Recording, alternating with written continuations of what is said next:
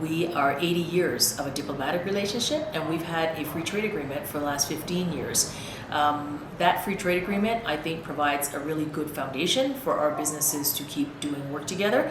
And in the region, Peru is Canada's second largest trading partner here in Central and South America, so really important. Peru is also the third largest investor for Canada. Investment in this region. Peru is the third among Central and South America for Canada. And the importance of the agreement is that businesses will always say to me as the minister, we need predictability, we need certainty, we need to know what the rules are. So when you negotiate a free trade agreement, that's essentially what it is. It's a framework to allow us to trade, but it gives the business community the rules to which we operate. So that's really important. Canada is a trading country. 1 out of 6 jobs is related to trade. 2/3 of our economy relies on trade. So to make sure that we have good free trade agreements, but also good trading relationships, and to do this work for our businesses and for our workers is why it's so important. But today, later after our interview, I'm going to visit a wonderful Peruvian business that's here. And often I have to explain things like supply chains. And here, the supply chain is very simple. This business in Peru imports from Canada a certain type of fabric.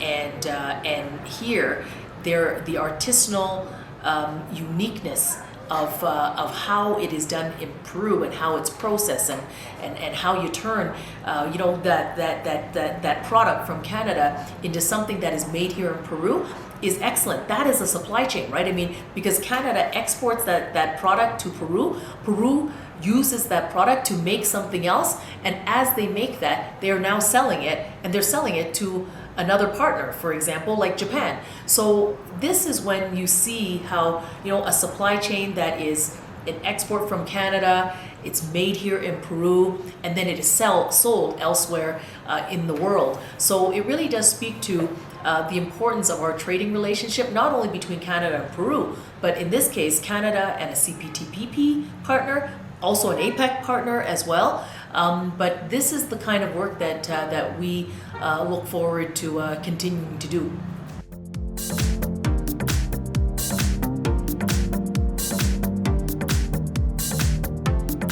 We have seen in the 15 years that we've had this agreement, our trade has doubled, and the investment destination for Peru is an important one.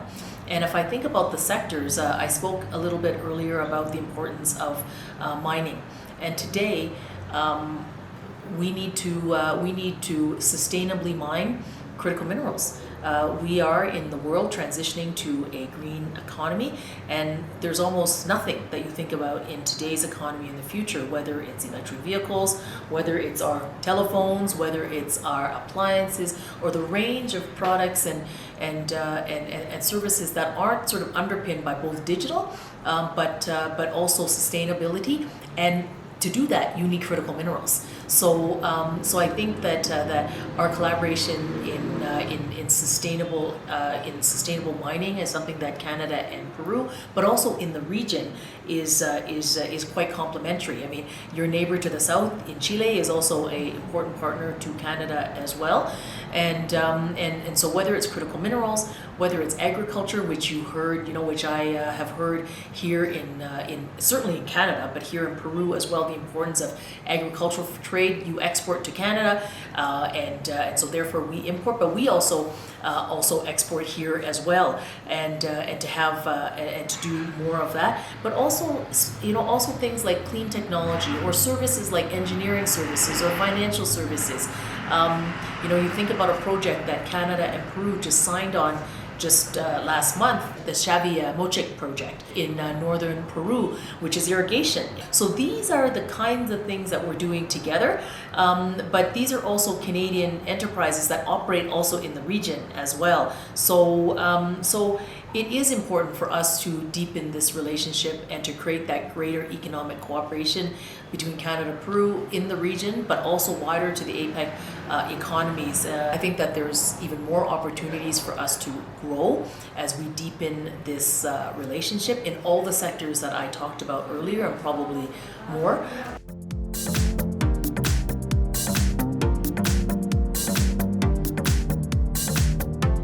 If I look at the themes that Peru has put forward for APEC this year, they are to empower, to include, and to grow. And I would say that Canada very much aligns with the themes that Peru has put forward.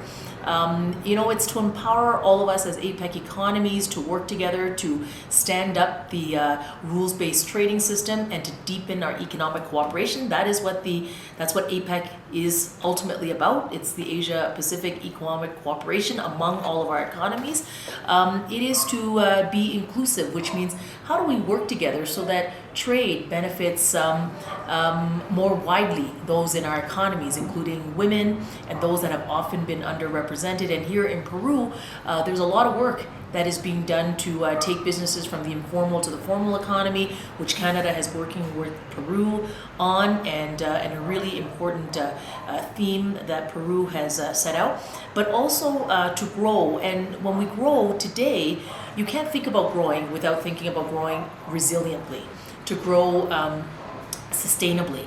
And that is another theme that Canada very much agrees with Peru as part of their leadership here at APEC, which is to grow our economies that fight climate change on the one hand, but also to grow in such a way that those industries of the future in the digital sphere, those like clean tech, for example, or in agri-tech, for example, to make the range of our industries much more resilient, our supply chains much more resilient.